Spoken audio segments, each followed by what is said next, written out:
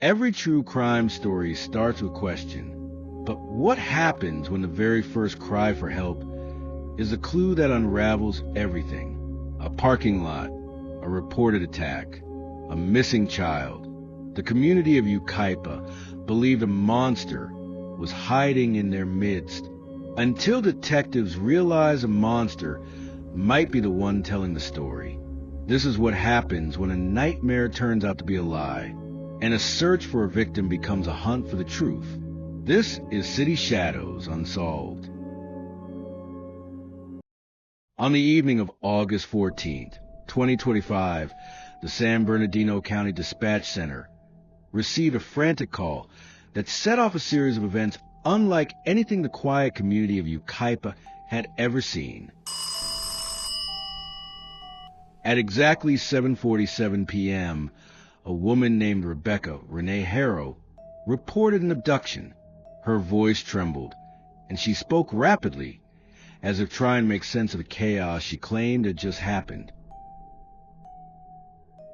She told the dispatcher that while she was in the parking lot of the Big Five sporting goods store, getting ready to change her 7-month-old son Emmanuel's diaper in the back seat of their pickup truck, an unknown attacker struck her from behind. According to her account, the impact knocked her out. When she regained consciousness, she noticed she had a black eye. Her child was missing, and she couldn't remember the man who assaulted her or the vehicle he might have used to flee. For deputies, the urgency was clear. Within minutes, patrol units and K-9 search teams raced to the scene, with aerial support scanning the area from above.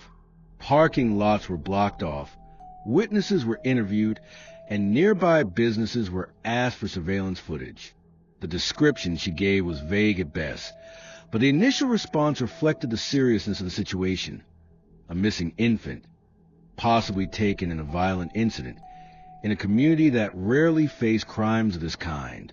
As darkness fell over the inland empire, the flashing lights of patrol cars illuminated Yucaipa Boulevard. Concerned onlookers gathered, murmuring about the frightening possibility of a child taken from his mother's arms. However, even in those early hours, investigators began to spot inconsistencies in Rebecca's story, details that didn't quite align with the crime she had described. To understand the tragic fate of baby Emmanuel Haro, investigators urged the public to examine the history of the man at the center of the case, 32-year-old Jake Mitchell Haro. In 2023, long before Emmanuel was born, Jake faced charges of child cruelty in court. The details of that case were disturbing. He told police that while bathing a baby girl in the kitchen sink, he lost his grip and dropped her. The child suffered serious injuries. Authorities determined these injuries were not merely the result of an innocent accident but of recklessness. They concluded that Jake's actions showed such negligence that it endangered the life of a vulnerable infant. He was convicted. However, the justice system showed lenience. Instead of a long prison term, Jake received a sentence that allowed him to return to society quickly. He was not barred from being a father or placed under long-term supervision. The conviction faded into the background. By the time Emmanuel was born, Jake was a free man living with his wife, Rebecca, in Cabazon. When prosecutors faced cameras in August 2025, they were blunt in their criticism. District Attorney Michael Hestrin stated that Emmanuel's death was preventable. He argued that if Jake had been kept behind bars, Emmanuel might still be alive. Mr. Haro should have been in prison at the time that this crime happened, and if that judge had done his job as he should have done, Emmanuel would be alive today. And that's a shame, and it's an outrage. And I hate to say that, but when our criminal justice system breaks down, I'm going to just call it like it is and tell you it broke down. The warning signs had been there. A conviction for child cruelty was in court records, yet the system moved on. That decision would face intense scrutiny in the weeks after Emmanuel was reported missing. For investigators piecing together the Haro family's history, Jake's 2023 conviction was more than just a footnote. It represented a pattern. It was a signal and, in their view, a tragic missed opportunity to stop a man before another child's life was put in his hands. But for the rest of the room here, we have to understand what you're dealing with is an experienced child abuser that is aware of a previous case, that is aware of evidentiary things that we are certainly concerned with. So we're going to take every step to not only work with any suspect or witness involved in this, because at the end of the day, we have to bring a case to Mike and they have to charge it, and we have to make sure that every single thing, no matter what is told to us or what we discover in terms of evidence, is the right thing, and that we followed up extensively. Between August 5th and August 14th, 2025, the Haro household became the focus of quiet suspicion. Neighbors later remembered faint sounds of a baby crying, more distressed than usual. The noise would start odd hours and then suddenly stop. Some neighbors worried that Emmanuel was sick. Others admitted they chose not to get involved, thinking it was just the challenges of new parenthood. However, behind the closed doors of the family's modest home in Cabazon, prosecutors would later claim that something much more troubling was happening. Investigators now believe that during this 9-day period, Emmanuel faced ongoing mistreatment. Detectives who reviewed medical records indicated that the baby may have shown early signs of trauma before he disappeared. Prosecutors later stated that Jake Haro's past behavior and temper resurfaced during this time, making Emmanuel the target of his anger. Still, there were no police calls, no official reports, and no urgent help. The cries went unheard in any formal way. The silence from the Haro family added to the unease. Rebecca Haro, Emmanuel's mother, was reportedly present during this time. Authorities suggested she either did nothing or actively hid what was happening. Questions remain about whether she was afraid of Jake or she chose to stay silent instead of protecting her child. This silence would later become one of the prosecution's key points. The distressed child was surrounded by adults who allowed the suffering to continue. By August 14th, the abuse investigators believe Emmanuel's suffered had already taken place. The baby was no longer in the public eye, no longer seen alive by family, neighbors, or officials. When the truth came out days later, it was already too late. August 14th, 2025, began like any other day in Cabazon, a quiet desert town in California. However, for the Haro family, it was the last day anyone outside the family would see baby Emmanuel alive. Witnesses later told investigators that they saw Jake step outside that morning with a cigarette, then return to the small house. At first glance, nothing seemed unusual. There were no police sirens or visible signs of trouble. But as investigators examined the case, this ordinary Thursday revealed the last moments. Prosecutors stated that Emmanuel's short life ended behind the closed doors of the home that day. Although the exact sequence of events is unclear, what investigators believe is troubling. Medical examiners found that Emmanuel had suffered fatal injuries from blunt force trauma. This led detectives to suspect that Jake caused injuries that the baby could not survive on August 14th. Rebecca, Emmanuel's mother, later mentioned in interviews that she had been in the house at that time. Her explanation was vague, and her memories were scattered, leaving investigators with more questions than answers. By evening, it became clear that Emmanuel was gone. A baby who once cried throughout the night was suddenly missing. Neighbors said they hadn't seen him since. No family members received calls or visits. The Haro home appeared calm from the outside, but prosecutors claimed that inside, Emmanuel's life had already ended. The real significance of August 14th would emerge later, as investigators pieced together the final hours. For prosecutors, this date was not just an ordinary day. It marked, in their words, the line between life and death for Emmanuel Haro. 3 days went by after Emmanuel was last seen alive before anyone outside the Haro home was notified. On the afternoon of August 17th, 2025, Jake and Rebecca Haro reported their infant son missing. This delay worried investigators. In cases of missing children, time is essential. Hours can determine survival. Days can decide if a search leads to a reunion or a tragedy.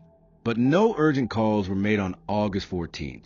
No search started during those crucial early moments. When authorities asked the Haros about the delay, their answers raised more suspicion than clarity.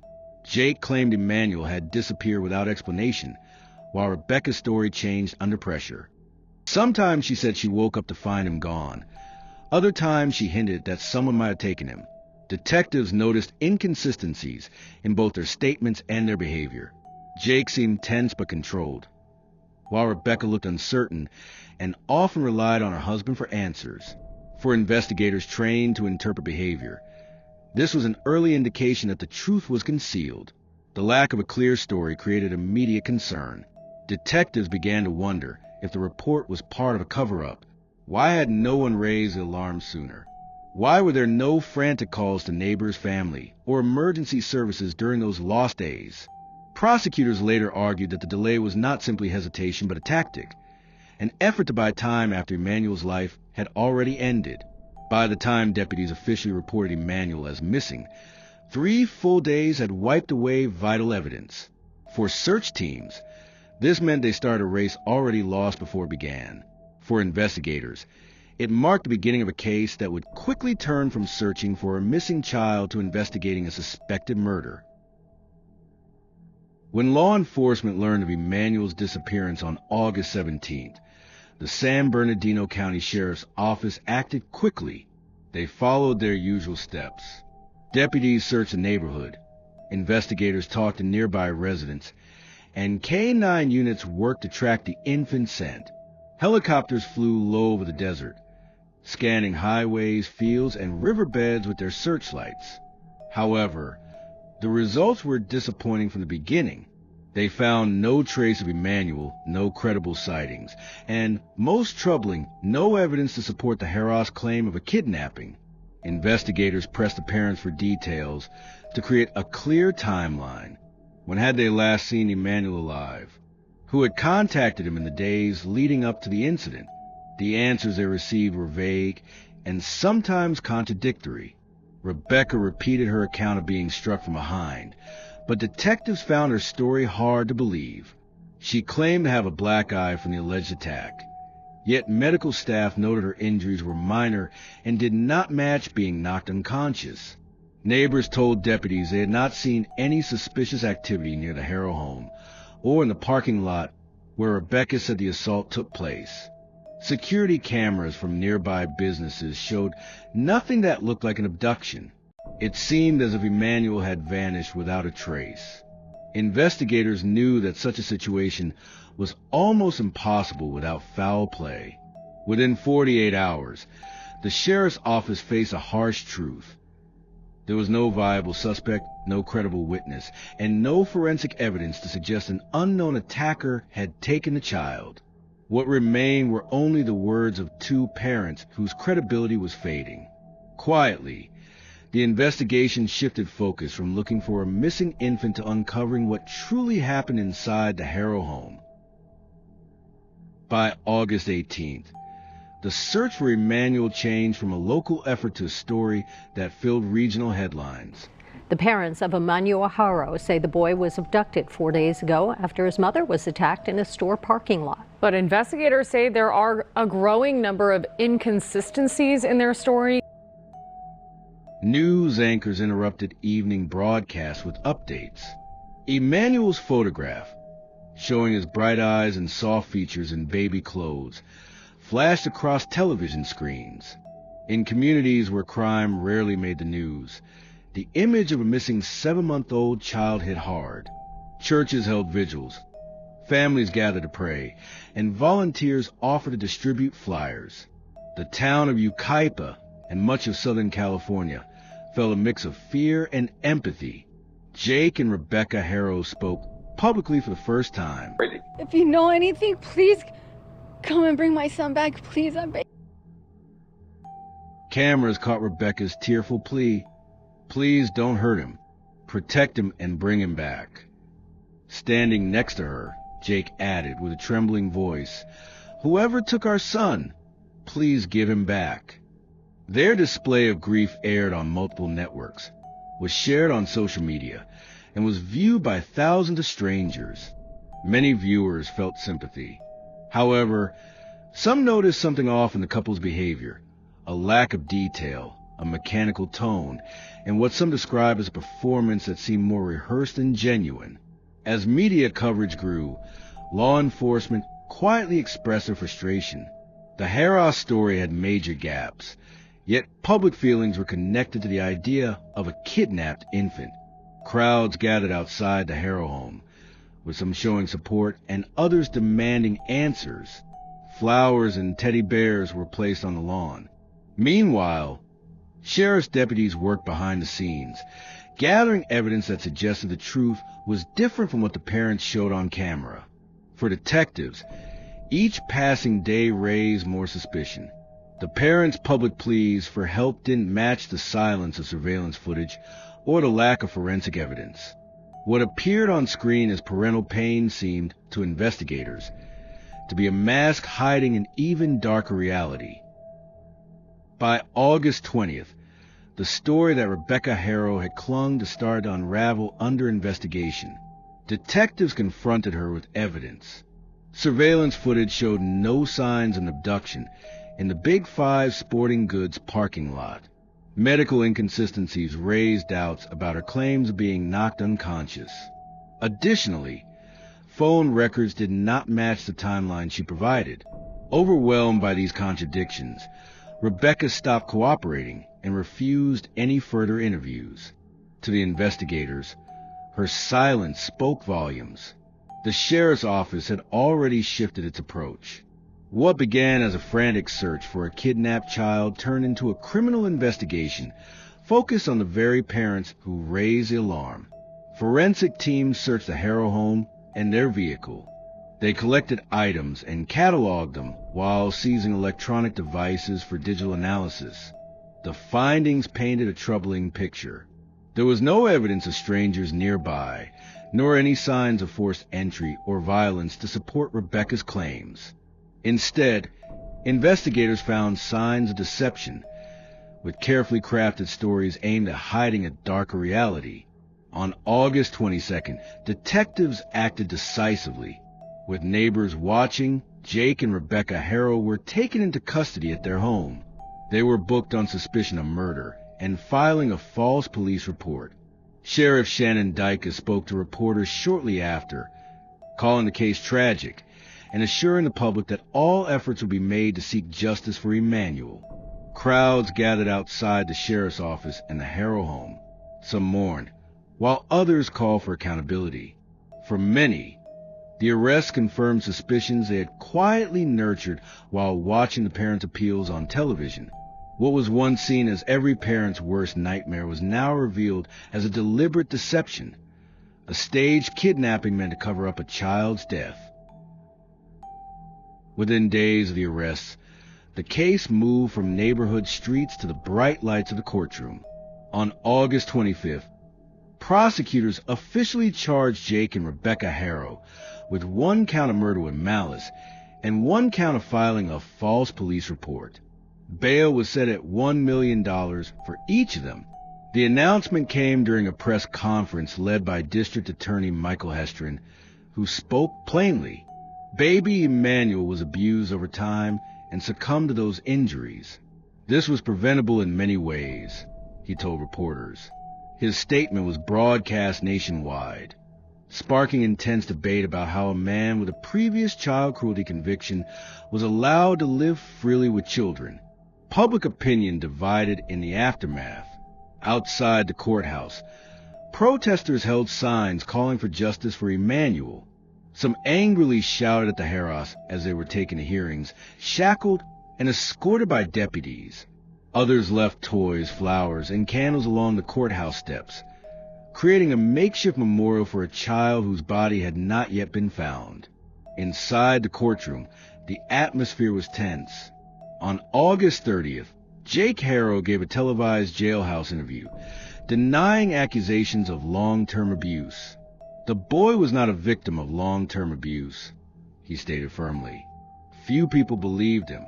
Rebecca, on the other hand, remained silent, her demeanor subdued and detached. On September 4th, both entered formal not guilty pleas. Reporters filled the benches, their pens moving swiftly as the judge acknowledged the charges. Observers noted Jake's effort to stay composed. He managed a quiet good morning to court. Rebecca avoided eye contact and said nothing. Meanwhile, the Haro surviving children were removed from the household and placed into protective custody to ensure they would not suffer the same fate as Emmanuel. As the legal battle unfolded, the search for Emmanuel's body became its own tale of grief. Starting September 5th, cadaver dogs and specialized search teams scoured the rugged terrain of Riverside and San Bernardino counties. Investigators examined phone records, vehicle GPS data, and surveillance footage, hoping to find a clue that would lead them to the infant's final resting place. At times, detectives took Jake to various locations, including sections of the 60 freeway near Moreno Valley. Cameras captured him standing quietly, hands in handcuffs, while dogs searched the brush and dirt by the roadside. Each time, the search ended with no discoveries. Community members refused to stay quiet. Vigils took place nearly every night, with candles lit in Cabazon, Banning, and Yucaipa. Strangers who had never met Emmanuel spoke his name in prayer, vowing that the child would not be forgotten even if his body was never found. Outside the courthouse, a woman held a sign that read, "Where's Emmanuel?" This question resonated throughout California. On September 11th, both parents attended a felony settlement conference, which was a first step in possible plea talks. No agreements were reached. Their lawyers prepared for trial while prosecutors built a case that could lead to life without parole or, according to California law, the death penalty.